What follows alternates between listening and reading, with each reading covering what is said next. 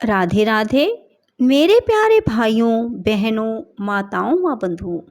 आज फिर मैं आपके लिए लाई हूँ पद्म पुराण की कथा।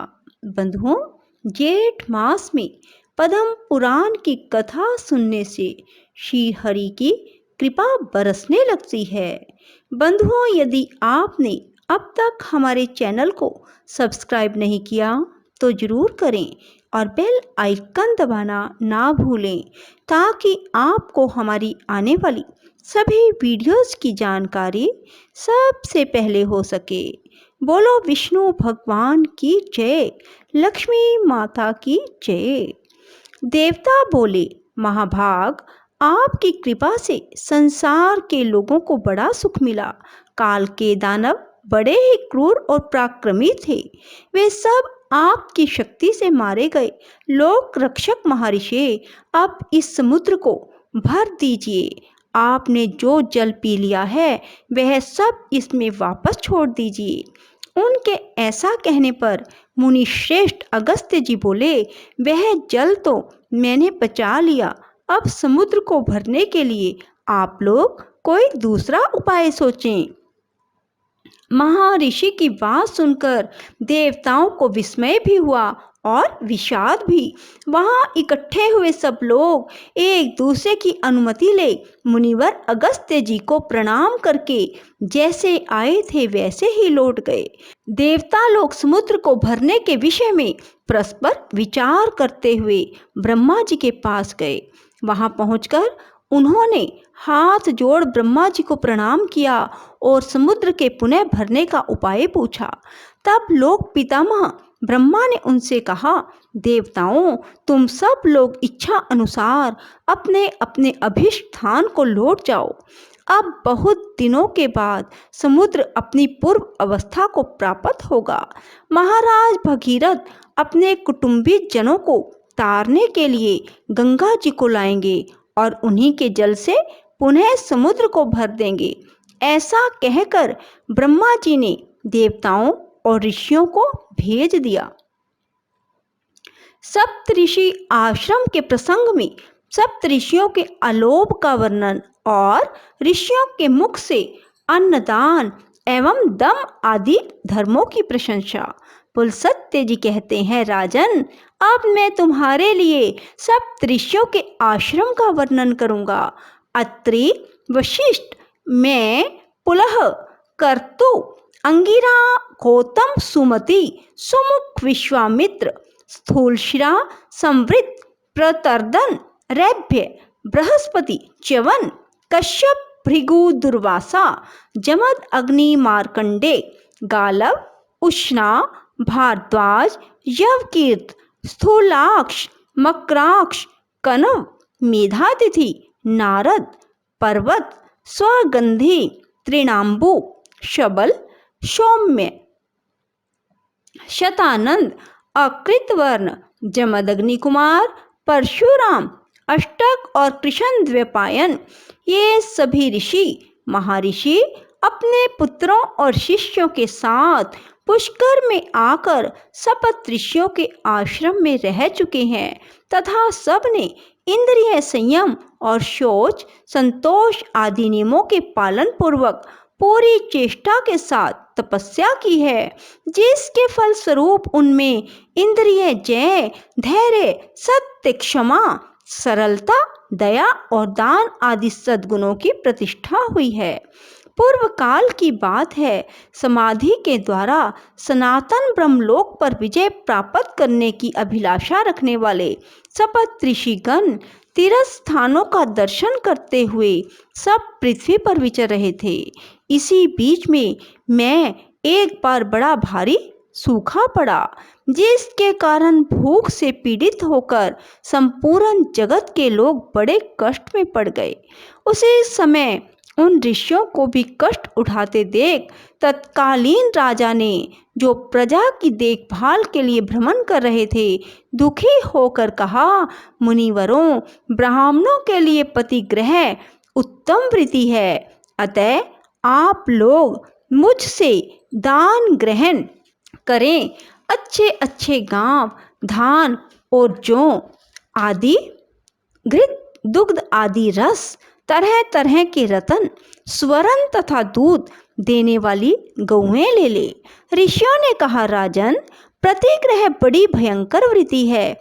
वह स्वाद में मधु के समान मधुर, किंतु परिणाम में विष के समान घातक है।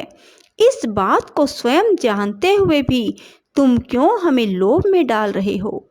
10 कसाइयों के समान एक चक्री, 10 चक्रियों के समान एक शराब बेचने वाला, 10 शराब बेचने वालों के समान एक वैश्य और 10 वेश्याओं के समान एक राजा होता है, जो प्रतिदिन 10,000 हत्याग्रहों का संचालन करता है। वह शौंडिक है। राजा भी उसी के समान माना गया है। अतः राजा का प्रतिग्रह अत्यंत भयंकर है। जो ब्राह्मण लोभ से मोहित होकर राजा का प्रतिग्रह स्वीकार करता है, वह तामिस्त्र आदि घोर नरकों में पकाया जाता है। अतः महाराज, तुम अपने दान के साथ ही यहाँ से पधारो, तुम्हारा कल्याण हो, यह दान दूसरों को देना।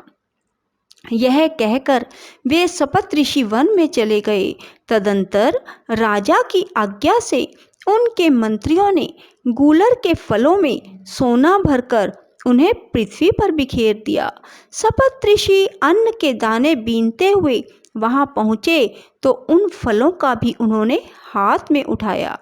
उन्हें भारी जानकर अत्रि ने कहा, ये फल ग्रहण करने योग्य नहीं हैं। हमारी ज्ञान शक्ति पर मोह का पर्दा नहीं पड़ा है। हम मंद बुद्धि नहीं हो गए हैं।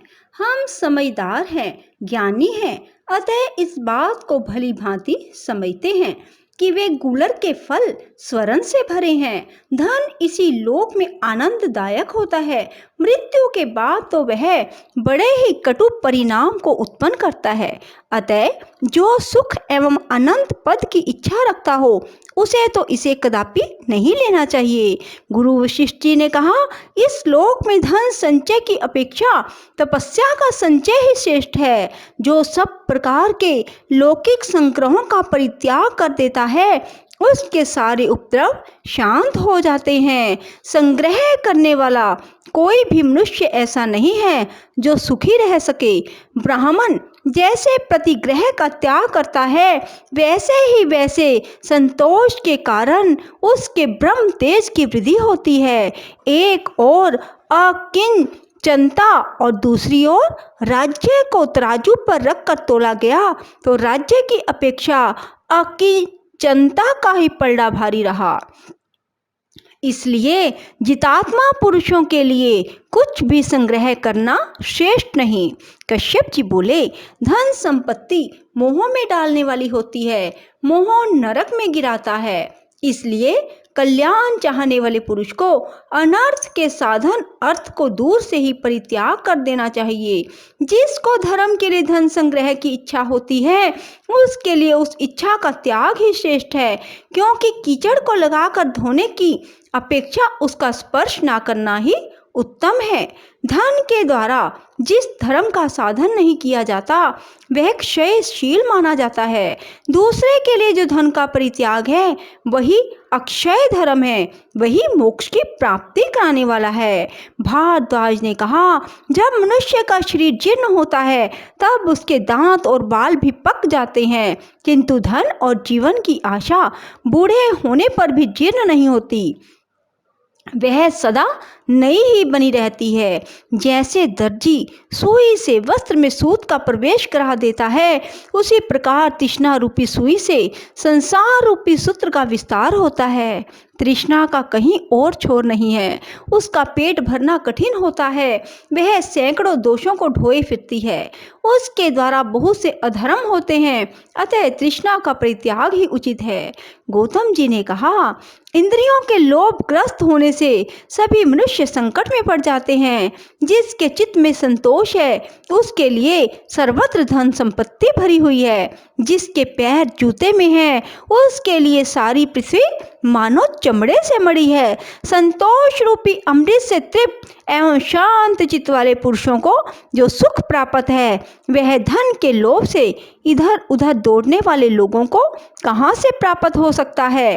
असंतोष ही सबसे बढ़कर दुख है और संतोष ही सबसे बड़ा सुख है। अतः सुख चाहने वाले पुरुष को सदा संतुष्ट रहना चाहिए।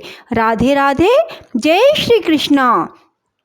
बंधुओं, यदि आपको हमारी वीडियो पसंद आए तो इसे लाइक करें और शेयर भी जरूर करें।